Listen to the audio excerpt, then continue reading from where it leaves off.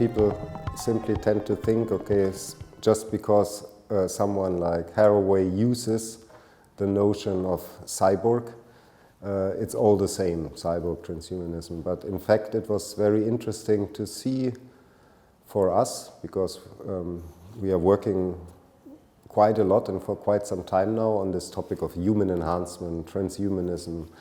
It was a surprise for us to see how shocked Donna Haraway, but also Catherine Hales were when they learned about this new young transhumanist movement, because as you say, their idea was something, it was a critical notion, and a notion, a very rich, philosophically, sociologically, in terms of feminism. And the ideas of many of these young transhumanists appeared to be like 1950s boys' dreams of becoming Superman and go to space, and technology will save us. So technology not as something to look at critical or to be used in a way that is good for society and for individuals as members of society, but technology as a means of personal salvation.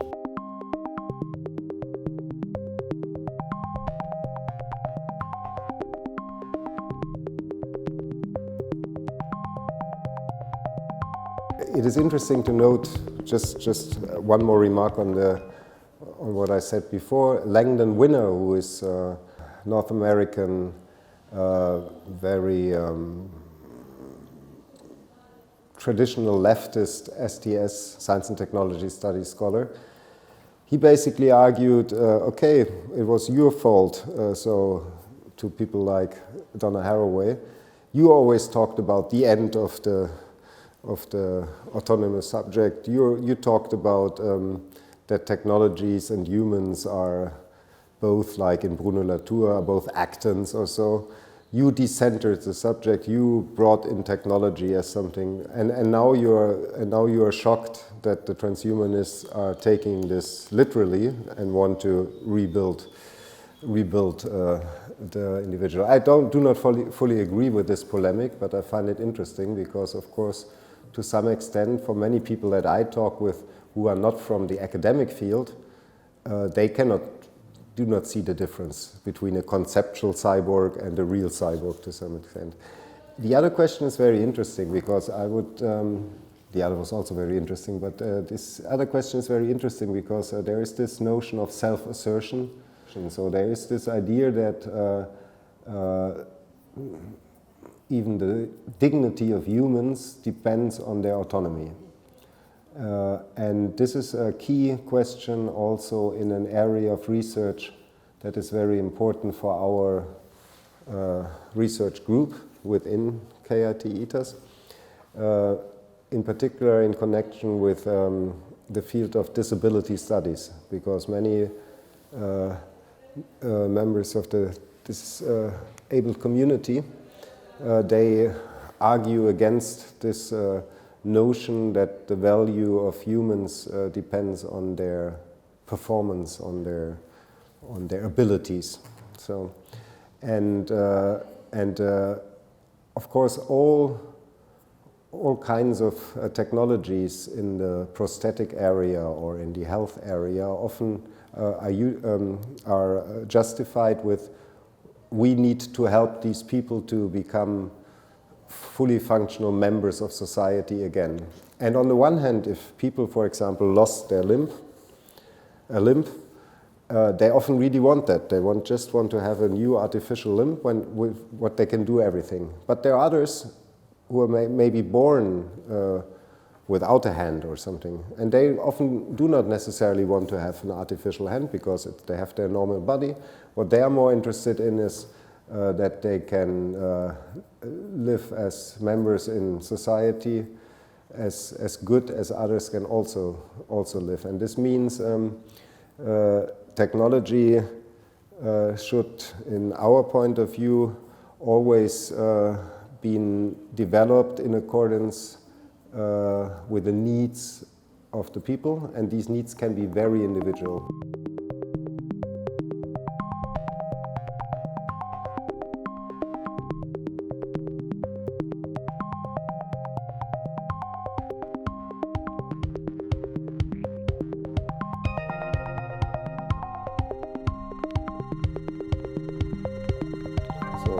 we have done a very interesting project called InnoPro, where the goal was to develop artificial hands and also brain-computer interfaces, etc.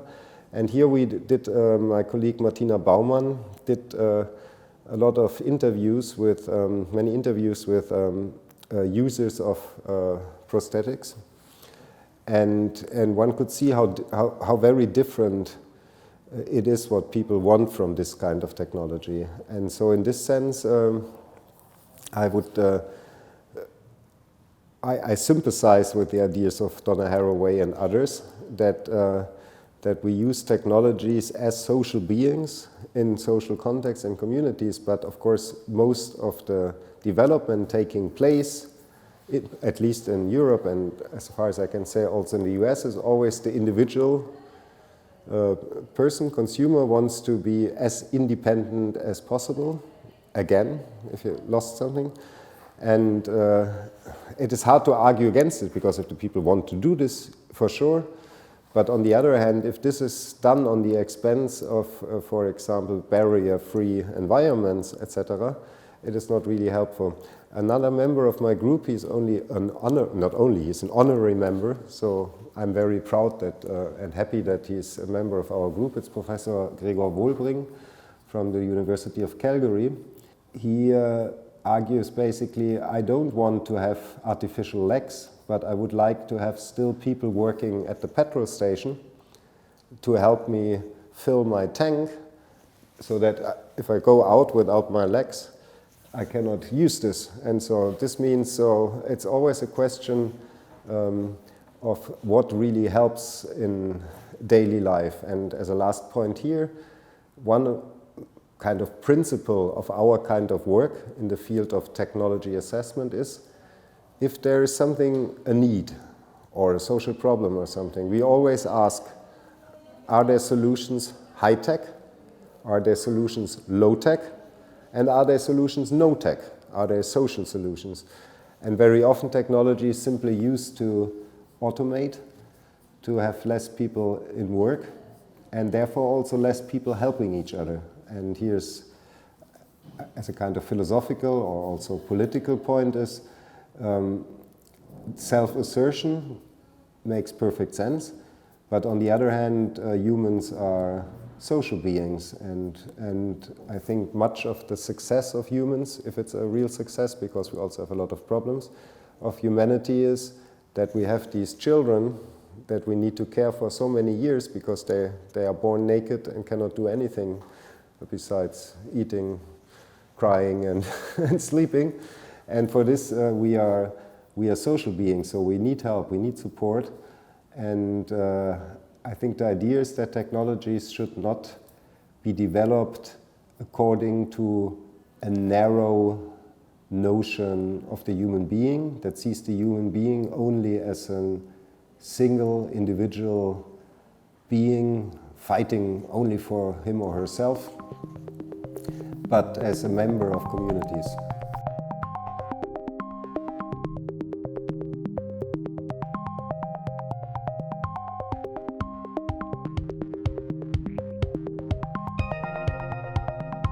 So in a very general way,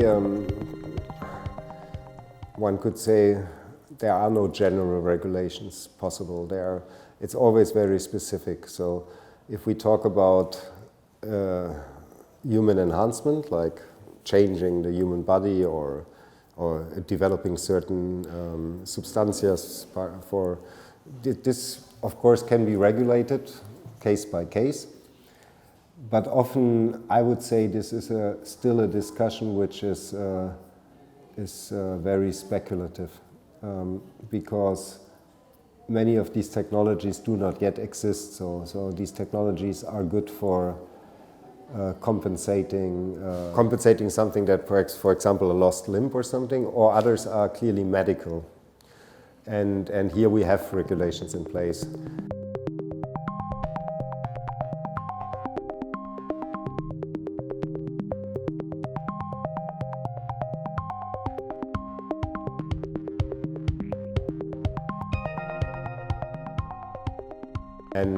But if we now go, for example, to artificial intelligence, of course there's a huge amount of needs for regulation,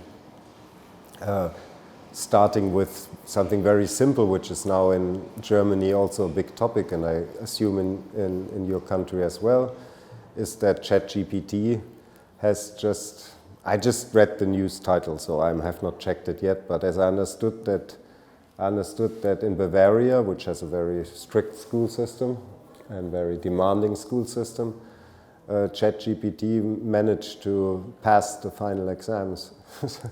And so, of course, this means there is some need for very simple regulations in school. For example, is there a future for competitive homework or something?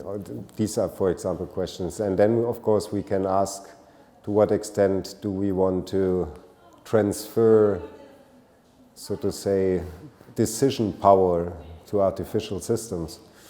I think one thing is very important in all this context when we are discussing this, it's also helpful for the public, I think, is not to anthropomorphize, not to treat technologies as if there are human actors. So on the one hand, I agree that it's an interesting theory like Bruno Latour and others to say that there's not humans like on the throne and here the instruments. So technologies shape us and we are shaping technologies. I fully agree. But on the other hand, we should be very careful in assigning responsibility or something like personhood to technologies, because this is often even ridiculous. Like ChatGPT, for example, has not consciousness or something, and many people discuss in the public, even educated people discuss in the public as if such systems would be something like an autonomous intelligence, and I think we need to separate things. So because embodied intelligence is something else than this artificial intelligence. Okay, these are sometimes a little bit general questions, but I wouldn't know how to answer in a more general way. So I have no strong opinion anti or pro technology.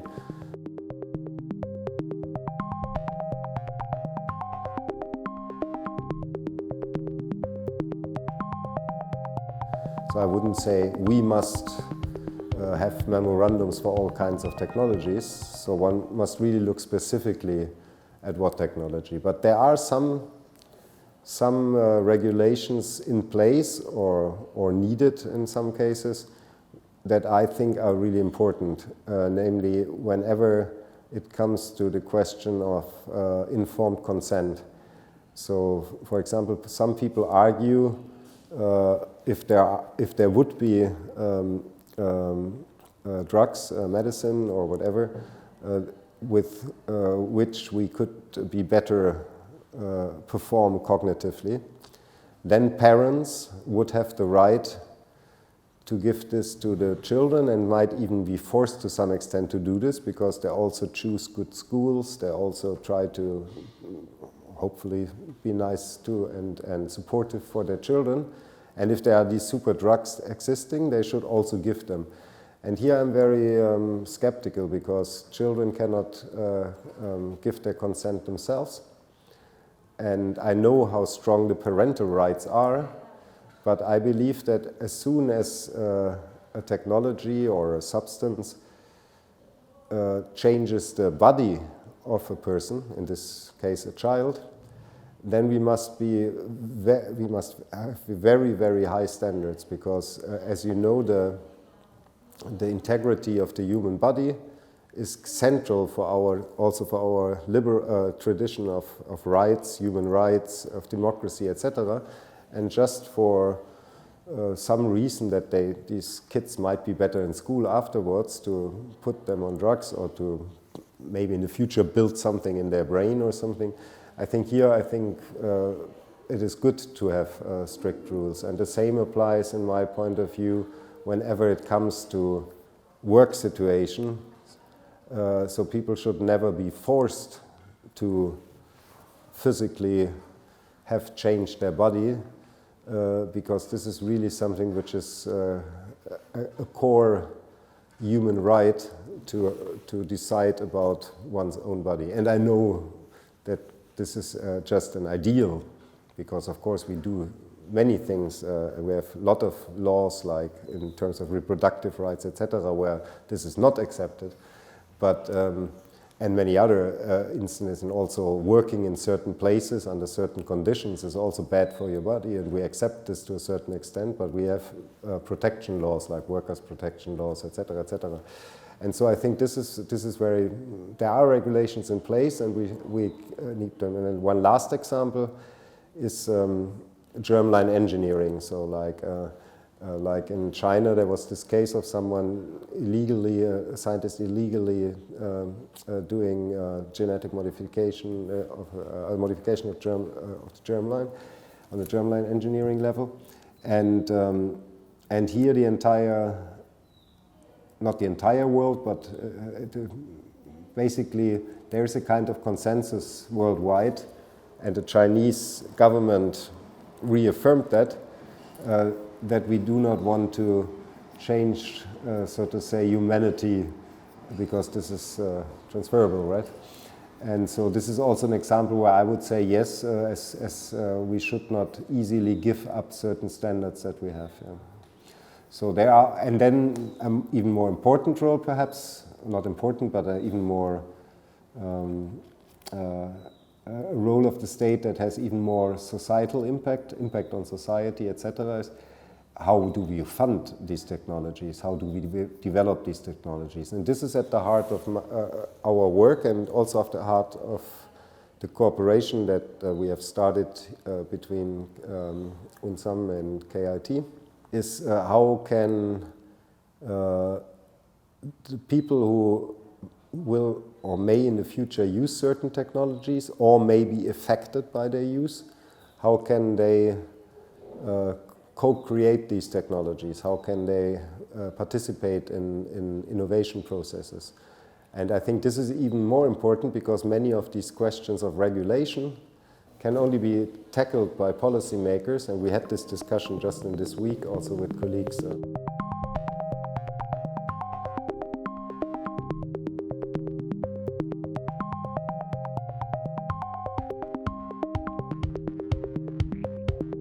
We had this discussion just in this week also with colleagues of UNSAM. It can only be, technologies can only be regulated well if there's in society sufficient knowledge about these technologies, and if perspectives from societies are taking in, and as diverse as possible. So not only certain large industries, but also smaller companies, civil society organizations, potential users, etc. And one very radical concept, or not radical in a political sense, but one a key concept in this area is citizen science. And this is also how our cooperation started, or my cooperation with UNSAM colleagues started, of my group.